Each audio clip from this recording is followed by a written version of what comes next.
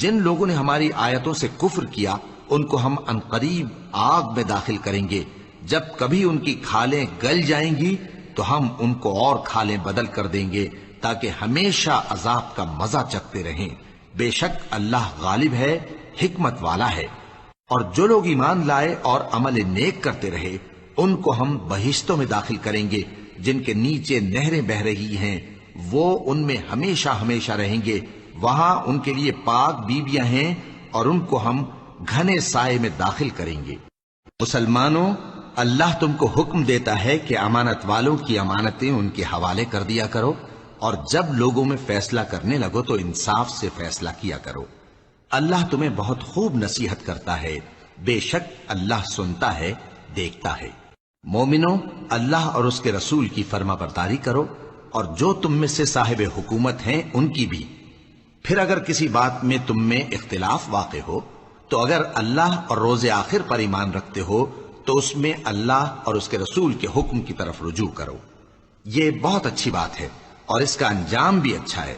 کیا تم نے ان لوگوں کو نہیں دیکھا جو دعویٰ تو یہ کرتے ہیں کہ جو کتاب تم پر نازل ہوئی اور جو کتابیں تم سے پہلے نازل ہوئیں ان سب پر ایمان رکھتے ہیں، اور چاہتے یہ ہیں کہ اپنا مقدمہ اللہ کے باغی کے پاس لے جا کر فیصل کرائیں، حالانکہ ان کو حکم دیا گیا تھا کہ اس کو نہ مانیں، اور شیطان تو یہ چاہتا ہے کہ ان کو بہکا کر رستے سے دور ڈال دے۔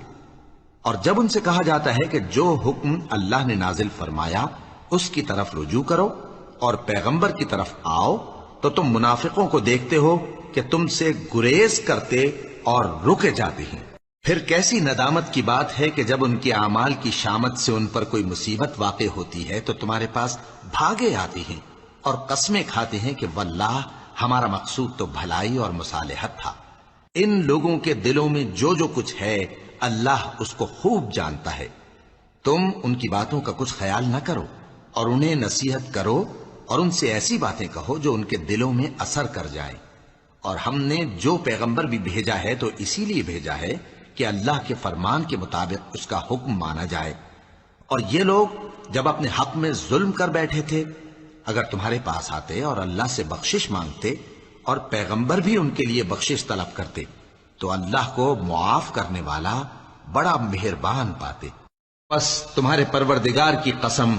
یہ لوگ جب تک اپنے تنازعات میں تمہیں منصف نہ بنائیں اور جو فیصلہ تم کر دو اس سے اپنے دل میں تنگ بھی نہ ہوں بلکہ اس کو خوشی سے مان لیں، تب تک مومن نہیں ہوں گے۔ اور اگر ہم ان پر فرض کر دیتے کہ اپنے آپ کو قتل کر ڈالو یا اپنے گھر چھوڑ کر نکل جاؤ تو ان میں سے تھوڑے ہی لوگ ایسا کرتے، اور اگر یہ اس نصیحت پر کاربند ہوتے جو ان کو کی جاتی ہے تو ان کے حق میں بہتر اور دین میں زیادہ ثابت قدمی کا موجب ہوتا، اور اس صورت میں ہم ان کو اپنے ہاتھ سے اجر عظیم بھی عطا فرماتے اور ان کو سیدھا رستہ بھی دکھاتے۔ اور جو لوگ اللہ اور اس کے رسول کی اطاعت کرتے ہیں وہ قیامت کے روز ان لوگوں کے ساتھ ہوں گے جن پر اللہ نے بڑا فضل کیا، یعنی انبیاء اور صدیق اور شہید اور صالحین، اور ان لوگوں کی رفاقت بہت ہی خوب ہے۔ یہ اللہ کا فضل ہے اور اللہ جاننے والا کافی ہے۔ مومنوں، جہاد کے لیے ہتھیار لے لیا کرو، پھر یا تو جماعت جماعت ہو کر نکلا کرو یا سب اکٹھے کوچ کیا کرو۔ اور تم میں کوئی ایسا بھی ہے کہ خواہ مخواہ دیر لگاتا ہے اور پیچھے رہ جاتا ہے، پھر اگر تم پر کوئی مصیبت پڑ جائے تو کہتا ہے کہ اللہ نے مجھ پر بڑی مہربانی کی کہ میں ان میں موجود نہ تھا۔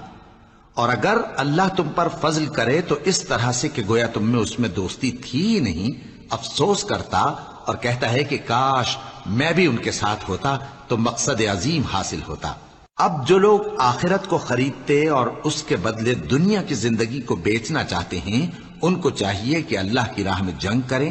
اور جو شخص اللہ کی راہ میں جنگ کرے پھر شہید ہو جائے یا غلبہ پائے ہم عنقریب اس کو بڑا ثواب دیں گے۔ اور تم کو کیا ہوا ہے کہ اللہ کی راہ میں اور ان بے بس مردوں اور عورتوں اور بچوں کی خاطر نہیں لڑتے جو دعائیں کیا کرتے ہیں کہ اے پروردگار ہم کو اس شہر سے جس کے رہنے والے ظالم ہیں نکال کر کہیں اور لے جا، اور اپنی طرف سے کسی کو ہمارا حامی بنا اور اپنی ہی طرف سے کسی کو ہمارا مددگار مقرر فرما۔